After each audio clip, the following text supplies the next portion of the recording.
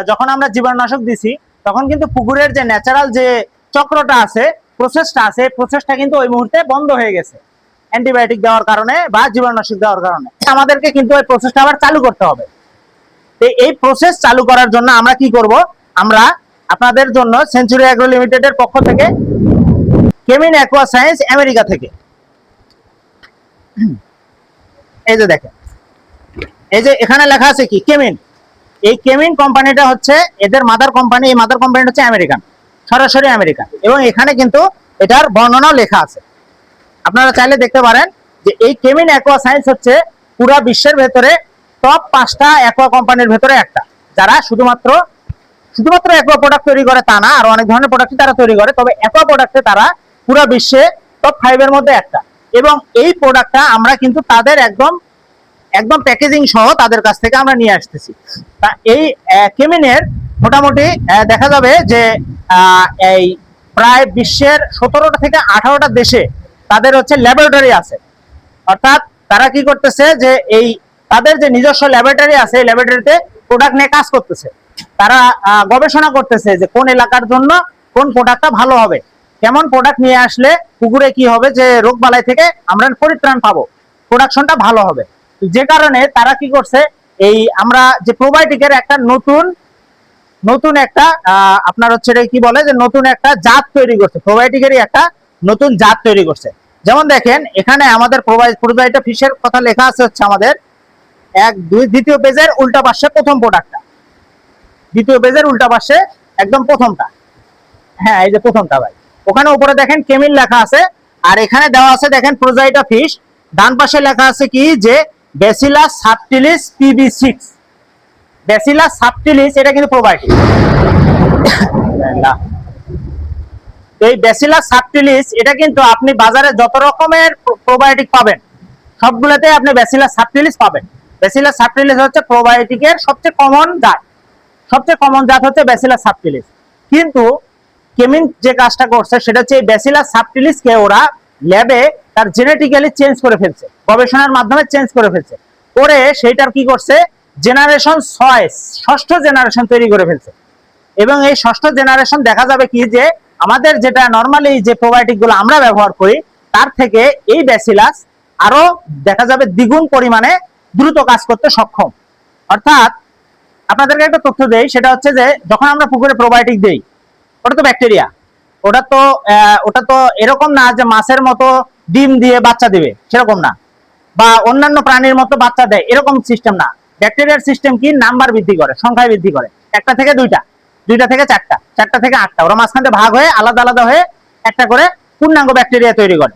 তো ব্যাসিলাসের ক্ষেত্রে দেখা যায় যে আপনারা যখন আমরা পুকুরে প্রোবায়োটিক দেই তখন থেকে শুরু করে একবার সংখ্যা বৃদ্ধি করতে যদি আমরা প্রোবায়োটিকের সংখ্যা দেই 1 লাখ, সাপোজ 1 লাখ যদি দেই, এই 1 লাখ থেকে 2 লাখ হইতে সময় লাগে হচ্ছে 35 থেকে 40 মিনিট একবার।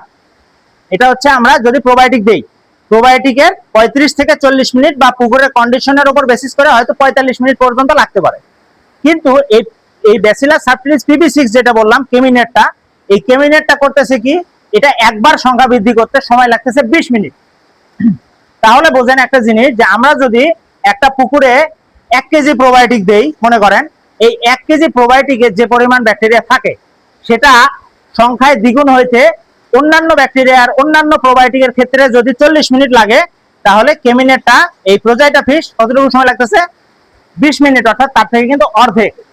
তার মানে আমরা 1 দিন যদি যাই বা 2 দিন যদি যাই তাহলে কি হবে, অন্য যে কোনো প্রোবায়োটিকের তুলনায় আমরা এটাতে দ্বিগুণ রেজাল্ট পাবো, কারণ সে অলরেডি সময়ে অর্ধেক হয়ে গেছে। এখন এই প্রোজাইটা ফিশ যদি আমরা পুকুরে ব্যবহার করি আমাদের কি কি উপকার পাচ্ছি, আমরা পুকুরে উপকার পাবো 1 নাম্বার যে এটা পুকুরে প্রাকৃতিক খাবার তৈরিতে খুবই দ্রুত কাজ করবে। প্রোজাইটা প্রোবায়োটিক করলে কিন্তু পুকুরে প্রাকৃতিক খাবার উৎপন্ন হয়, প্রোজাইটা ফিশ ইউজ করলে আপনার কি হবে যে পুকুরে অতি দ্রুত আপনার পুকুরে প্রাকৃতিক খাবার উৎপন্ন হবে, অর্থাৎ ফাইটোপ্লাঙ্কটন জুওপ্লাঙ্কটন উৎপন্ন হবে। ফাইটোপ্লাঙ্কটন জুওপ্লাঙ্কটনের এই প্রোবায়োটিক যেটা আমরা ইউজ করতেছি, যে ব্যাকটেরিয়াটা আমরা পুকুরে দিচ্ছি, এই ব্যাকটেরিয়াটা কিন্তু এই ফাইটোপ্লাঙ্কটনরাও খাবার হিসেবে গ্রহণ করে, আবার মাছের শরীরেও এটা কিন্তু কাজ করতেছে। যখন ফাইটোপ্লাঙ্কটন, জুওপ্লাঙ্কটন এরা যখন এই প্রোবায়োটিককে খাবার হিসেবে ব্যবহার করতেছে, তখন তারা সংখ্যায় বৃদ্ধি পাচ্ছে। তার ফলে কি হচ্ছে যে পুকুরটা ধীরে ধীরে আমার সবুজ একটা রং হয়ে যাচ্ছে, কালার হয়ে যাচ্ছে। এটাই কিন্তু আমরা কি বলতেছি, পুকুরে প্রাকৃতিক খাবার সঠিক মাত্রায় আছে কিনা আমরা এটা দেখেই বুঝতেছি। তো এটা হলো 1 নম্বর কাজ।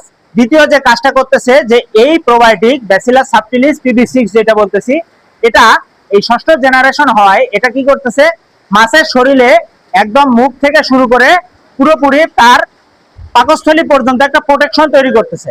অর্থাৎ বিভিন্ন ধরনের রোগ, যেমন ভিব্রিও নামে মাছে এক ধরনের রোগ হয়, এটা এক ধরনের ভাইরাস, ভিব্রিও ভাইরাস। এটার কিন্তু তেমন কোনো ধরনের ট্রিটমেন্ট বাংলাদেশে নাই। বাংলাদেশে কেন, সারা বিশ্বেই ভাইরাস রোগের কিন্তু ট্রিটমেন্ট তেমন, মাছে কিন্তু ভাইরাল রোগের ট্রিটমেন্ট হয় না।